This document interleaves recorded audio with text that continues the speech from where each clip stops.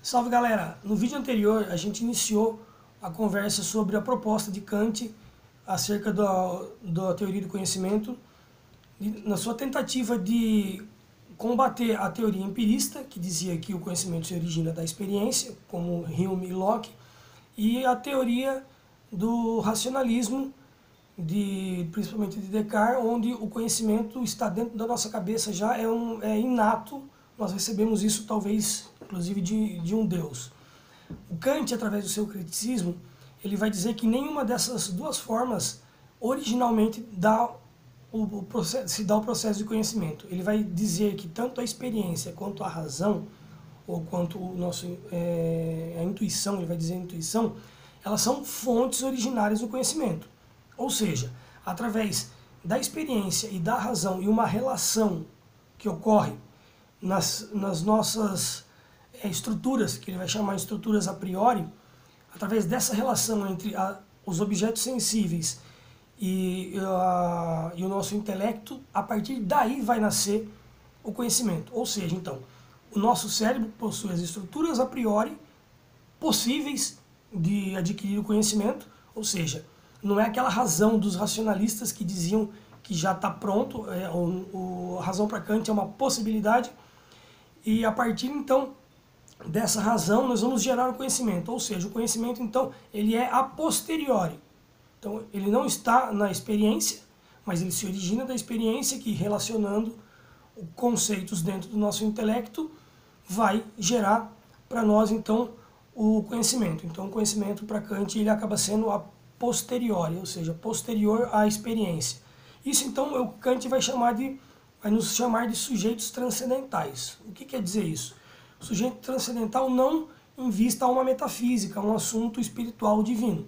Ele vai dizer que nós somos sujeitos que transcendemos a experiência, ou seja, o conhecimento se dá no nosso intelecto a partir da experiência, dentro daquela relação que eu disse, que das nossas estruturas a priori, do nosso cérebro, do nosso intelecto, nós conseguimos condensar tudo aquilo que foi nos afetado através da nossa sensibilidade, dos nossos sentidos, nós processamos a informação, podemos dizer dessa forma, e a partir desse processamento, dessa relação, nós produzimos o conhecimento. Então fica claro também para Kant que só se dá o conhecimento acerca daquilo que é observável. Ou seja, Kant vai chamar isso de fenômeno. E depois uma outra corrente também vai usar isso, que nós vamos ver talvez no próximo vídeo, sobre Russell. Então, para Kant, tudo que é observável é objeto do conhecimento. E tudo que não é observável, não que não seja objeto do conhecimento, mas ele vai dizer que é um conhecimento que não é seguro, não pode se afirmar seguramente acerca daquele conhecimento. Então, se o conhecimento surgir daquilo que é observável, essa coisa pode ser investigável. Só que, o que ele vai dizer? A gente vai investigar nas nossas estruturas a priori acerca do objeto que nos foi apresentado, mas nós não vamos saber do objeto em si. Nós vamos saber a partir daquilo que nós construirmos intelectualmente na nossa intuição, dos nossos aparatos cerebrais. Então nós vamos criar uma imagem daquele objeto exterior. Então o Kant ele vai dizer, principalmente nesse processo de conhecer do objeto que nos for apresentado, do fenômeno, ele vai dizer que isso é feito no nosso cérebro dentro necessariamente dos conceitos de espaço e tempo, ou seja, o objeto vai se formar, vai tomar forma nas nossas estruturas a priori, que ele diz, ele vai tomar uma forma, mas essa forma ela é desenvolvida, ela se inicia a partir dos nossos conceitos de espaço e tempo. O que quer dizer isso? Quer dizer que o espaço, o objeto, ele tem um espaço no mundo físico.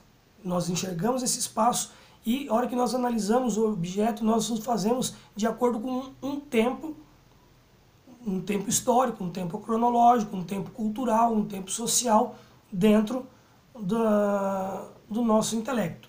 Ou seja, então, se nós transformamos o objeto no nosso cérebro, através desse requisito tempo, principalmente, esse objeto pode não coincidir com o objeto que foi apreendido pela minha sensibilidade. Ou seja, o que era uma pena, embora eu estou segurando uma caneta, o que fora uma pena na época talvez de Machado de Assis ou antes dele, que aquela pena na verdade era uma caneta, hoje para nós, para o meu filho principalmente, tão somente a pena vai ser uma pena de uma ave.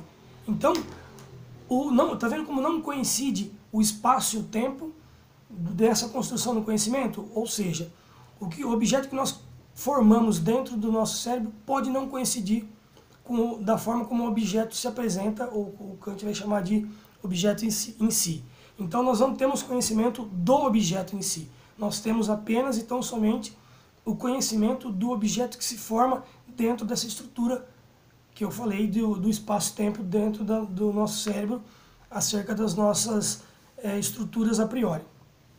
Então aí Kant vai dizer que nós formamos juízos. E o que são juízos? São conceitos unidos para que a gente possa assim produzir o conhecimento. Ele vai dizer então que esses juízos eles podem existir de duas formas. Para Kant ele vai dizer que existem dois tipos de juízos: os juízos analíticos e os juízos sintéticos. Depois eu vou pôr um esqueminha sobre isso daí para ficar mais bem esclarecido. Os juízos analíticos estão ligados à razão, enquanto os juízos sintéticos estão ligados à experiência.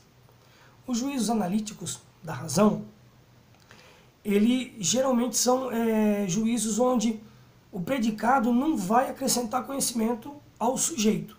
Ou seja, o sujeito é aquele que organiza a informação. Isso quer dizer o quê? Que o sujeito se basta em si. Por exemplo, Sócrates é homem, é um sujeito, é um juízo analítico, isso daí, porque não acrescentou nada ao nome de Sócrates. Enquanto o conhecimento sintético, que são os que têm base na experiência, ele também se subdivide em conhecimentos sintéticos, em juízos sintéticos a priori e juízo sintético a posteriori. O que seria isso? Bom, o que seria isso? Então, o juízo sintético, que são aqueles ligados à experiência, a priori, seriam os juízos que estão ligados principalmente às questões matemáticas. E são esses juízos que, de fato, desenvolvem o conhecimento enquanto ciência. Ou seja, ele tenta superar os meros raciocínios e a mera experiência. Ou seja, ele tenta dar comprovação, vamos falar dessa forma científica, àquele conhecimento que iniciou-se na experiência e passou pela percepção nossa, pela intuição, relacionou e está se traduzindo em conhecimento. E ele acaba sendo, então, um conhecimento oculto que nós devemos descobrir, ou seja, nós devemos testar e averiguar para que a gente possa afirmar que isso se trata do conhecimento. E ainda acerca do conhecimento sintético, lembrando que é os ligados à experiência, ele também pode ser a posteriori. Isso quer dizer o quê? Que são os conhecimentos onde o predicado acaba acrescentando alguma informação ao sujeito. Lembra o exemplo que eu dei de Sócrates? É homem? Não acrescentava nada, portanto era um juízo analítico a priori. Um juízo sintético a posteriori, se eu quiser usar o mesmo exemplo, eu posso dizer Sócrates é corintiano. Ou seja, pressupõe-se que Sócrates é do gênero masculino, é homem, mas ao falar que Sócrates é corintiano, eu estou acrescentando ao sujeito, o predicado está acrescentando ao sujeito uma informação nova, que nem sempre pode ser verdadeira. Sócrates podia ser palmeirense, mano, e de repente ele foi jogar no Corinthians e a gente acha que ele é corintiano. Será que ele foi corintiano mesmo? Não sei, fiquei na dúvida agora.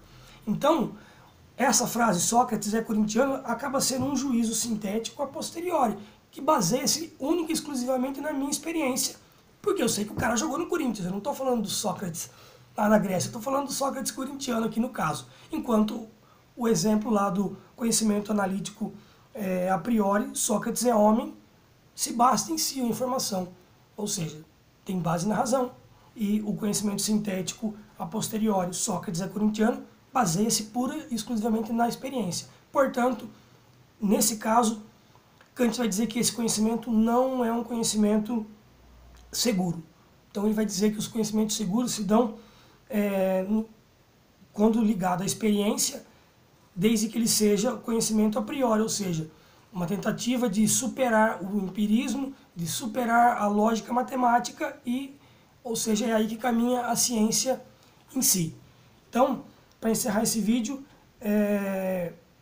eu quis falar sobre os conhecimentos, o juízo sintético e o juízo analítico, porque vai ser necessário para o nosso próximo vídeo, onde eu vou finalizar e concluir acerca do conhecimento para Kant.